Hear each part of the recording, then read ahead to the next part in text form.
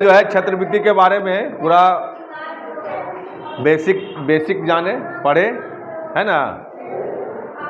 अभी आज हमसे प्रश्नावली आज से करने शुरू कर रहे हैं, ठीक है ना।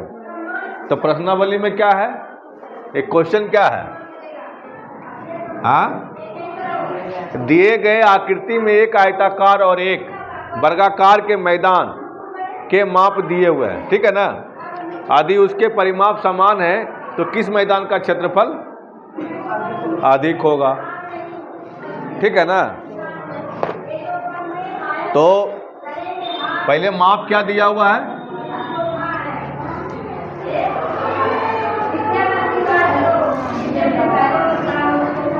ये कितना मीटर है, कितना मीटर है, 80 मीटर है।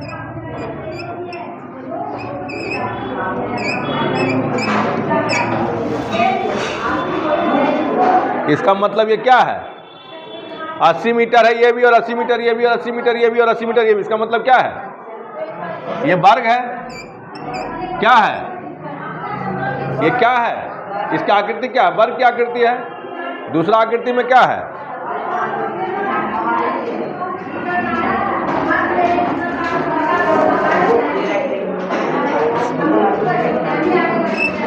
एक 100 मीटर है, और ये कितना है, 60 मीटर है।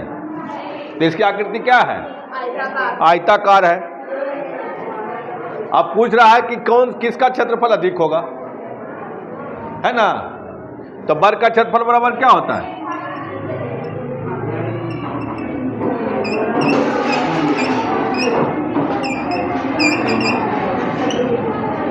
भुजा गुना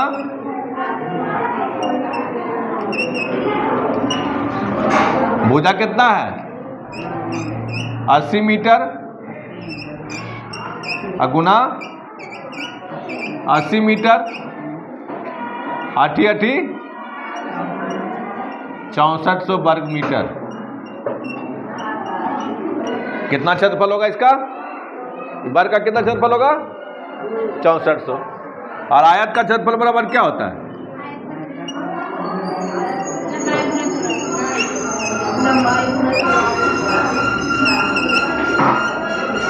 लंबाई गुना चौड़ाई। क्या होता है, लंबाई गुना चौड़ाई। तो लंबाई कितना है, 100 मीटर है, और चौड़ाई कितना है, 60 मीटर है। तो कितना हो गया, 6000 वर्ग मीटर। हम जानते हैं कि क्षेत्रफल हमेशा वर्ग मीटर में होता है। आप ये देख के बता सकते हो किसका क्षेत्रफल ज्यादा है, किसका क्षेत्रफल ज्यादा है, परिमाप समान है, ठीक है ना, लेकिन क्षेत्रफल क्या है, वर्ग का ज्यादा है। तब क्या लिखेंगे, वर्ग का क्षेत्रफल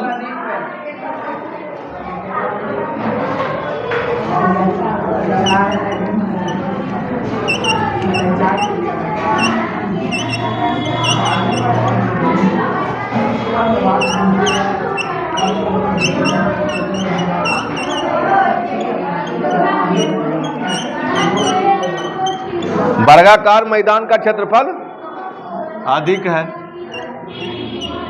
ठीक है ना। समझ में आ गया। अब इसको लिख लो अपना कॉपी में सब।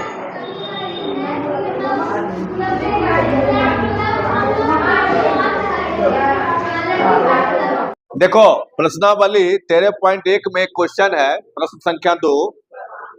बिमला के पास एक आयताकार प्लॉट है, यह आयताकार प्लॉट है, 60 चौड़ा है और 80 लंबा है, 60 मीटर चौड़ा और 80 मीटर लंबा। अब वह प्लॉट के बीच में एक वर्गाकार घर बनाना चाहती है। ये घर है वर्गाकार, 40 मीटर चौड़ा, 40 मीटर लंबा, ठीक है। घर के बीच में क्या करना है, फुलवारी लगाना है। घर के चारों तरफ फुलवारी लगाना है। यहां पे फुलवारी लगाएगा, क्या करेगा? और उसको फुलवारी लगाने में 40 रुपया प्रति वर्ग मीटर के दर से खर्चा होता है। तो कितना रुपया खर्च लगेगा फुलवारी बनाने में? अभी देखो इसका क्या आंसर है। सबसे पहले इस ढंग का जब क्वेश्चन आएगा तो पहले आयत का क्षेत्रफल निकाल लेंगे, प्लॉट का। क्या करेंगे? तो प्लॉट का क्षेत्रफल निकाल लेंगे। क्या करेंगे?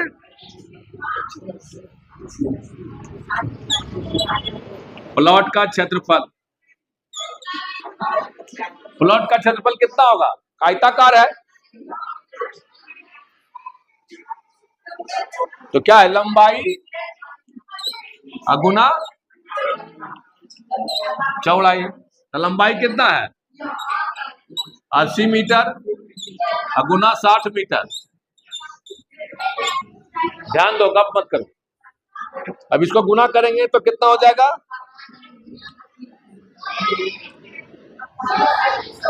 4800 वर्ग मीटर। प्लॉट का क्षेत्रफल कितना हुआ? अब घर का क्षेत्रफल निकालेंगे।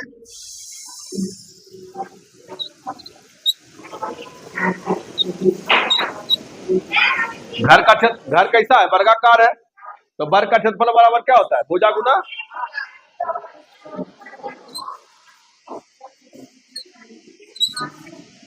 भुजा कितना है? 40 मीटर अगुना 40 मीटर। कितना होगा? 1600 वर्ग मीटर। समझ गए? प्लॉट कितना है? 4800 वर्ग मीटर। घर कितना बनाया? 1600 वर्ग मीटर में। तो फुलवारी कितना में हुआ? फुलवारी का क्षेत्रफल, फुलवारी का क्षेत्रफल बराबर कितना हो जाएगा? 4800 घटाओ 1600 वर्ग मीटर। घटाएं कितना होगा? 0 0 2 और कितना बचेगा? 3 वर्ग मीटर। ये किसका क्षेत्रफल हुआ? फुलवारी का। आपका फुलवारी कितना है? 3200 वर्ग मीटर। एक वर्ग मीटर में कितना खर्चा होता है? 40। तो फुलवारी लगाने में खर्च क्या लिखेंगे?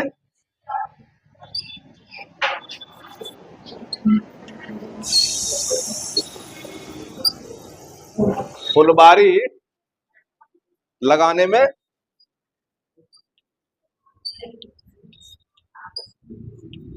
खर्च 3200 3200 गुना कितना? 40 रुपया। ठीक है, कितना सुनना हो जाएगा? 1 2 3 1 2 3 4 दूना। ये क्वेश्चन क्या है? अमरेश अपने घर के आंगन में ईंट बिछाना चाहता है। क्या बिछाना चाहता है? आदि आंगन की लंबाई 20 मीटर और चौड़ाई 15 मीटर है। तो ईंट की लंबाई 25 सेंटीमीटर और 80 सेंटीमीटर है। तो उस आंगन में कितने ईंट लगेंगे? उस आंगन में कितने? इस ढंग का अगर क्वेश्चन रहे तो सबसे पहले क्या करेंगे? आंगन में लग रहा है, बीच में, दीवार में नहीं लग रहा है। क्या लग रहा है? आंगन में बिछा रहा है। ठीक है ना, ध्यान रखना। तो ऐसे क्वेश्चन में क्या करेंगे? पहले आंगन का क्षेत्रफल निकालेंगे। क्या करेंगे?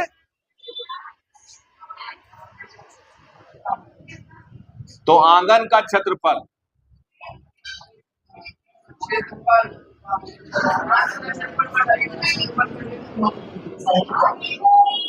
आंगन कैसा है? आयताकार है। तो कौन सा फॉर्मूला लगेगा?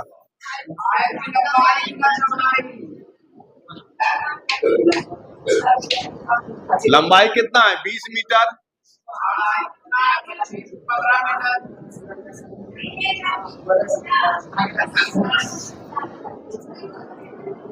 बाबू थोड़ा सा हल्ला मत करो,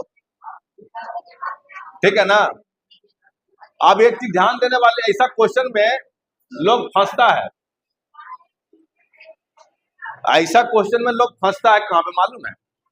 यहाँ मीटर है और यहाँ सेंटीमीटर, या तो इसको मीटर में बदल दो या उसको सेंटीमीटर में बदल दो। तो हम क्या करेंगे, 20 मीटर बराबर कितना होगा?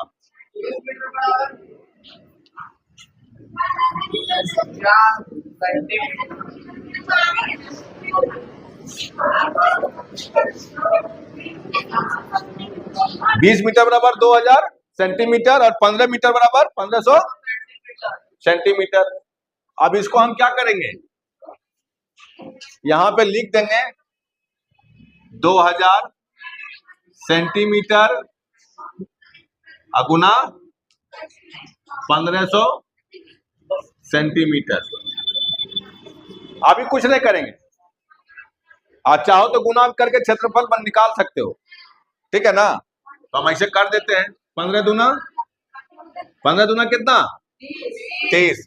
कैसे सुनना है? 2 और 2 3 5, 1 2 3 4 5 वर्ग सेंटीमीटर। और ईंट का क्षेत्रफल कितना होगा?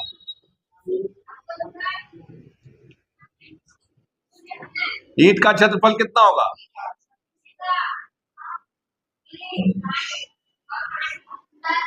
कितना ईंट का क्षेत्रफल निकालना है? एक ईंट का क्षेत्रफल निकालना, तो 25 सेंटीमीटर अगुना 80 सेंटीमीटर, 25 200, 25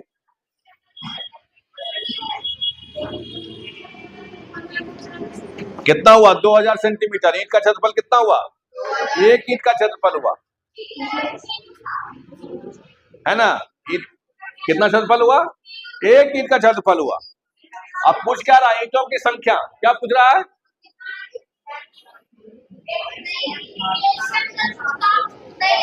ईंटों की संख्या।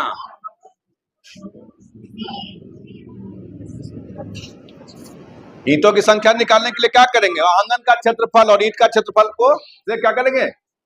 भाग दे देंगे।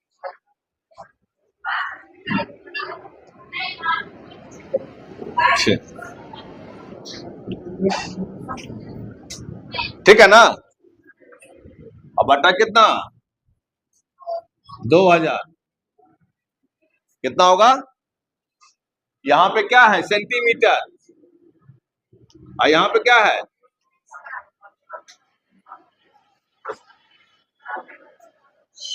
यहां पे क्या है? सेंटीमीटर। यहां पे क्या है?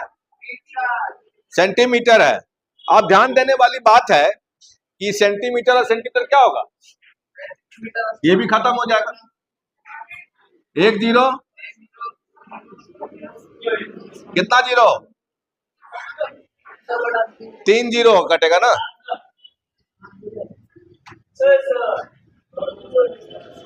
रुको आ रहे थोड़ा। 1 2 3, ठीक है ना? और यहां से काटेंगे तो कितना हो जाएगा? 1500। तो कितना होगा? 1500 ईंट। ईंटों की संख्या कितना हो गया? 1500। समझ गए?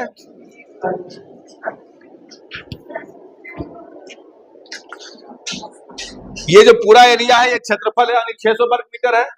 ये आधार है, ठीक है ना? बीसी। और ये जो ए डी है क्या है? ऊंचाई है, ठीक है ना?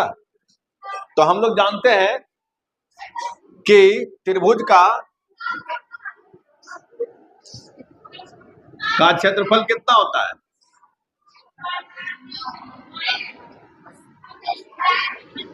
1/2 अगुना आधार अगुना ऊंचाई।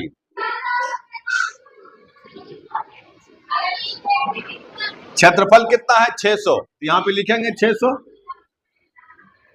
वर्ग मीटर 1/2 और गुना कितना है आधार और गुना ऊंचाई कितना है 60 मीटर, है ना। अब देखो बराबर के इधर है या उधर रहता तो क्या करते हैं, क्रॉस मल्टीप्लीकेशन करते हैं। ये कितना हो गया 2 गुना 600 बराबर आधार और गुना 60 मीटर। ये चीज समझ में आया कि 2 इधर कैसे आया। कोई भी चीज बराबर के इधर या उधर होता है तो क्रॉस मल्टीप्लीकेशन होता है, ठीक है ना।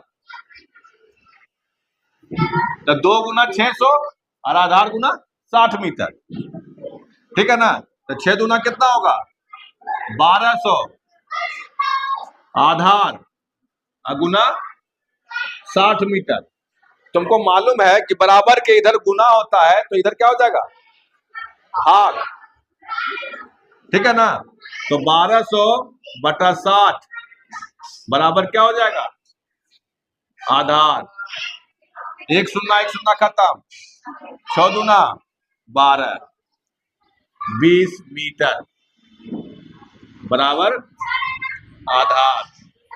हम इसको ऐसे लिख सकते हैं आधार बराबर 20 मीटर, ठीक है।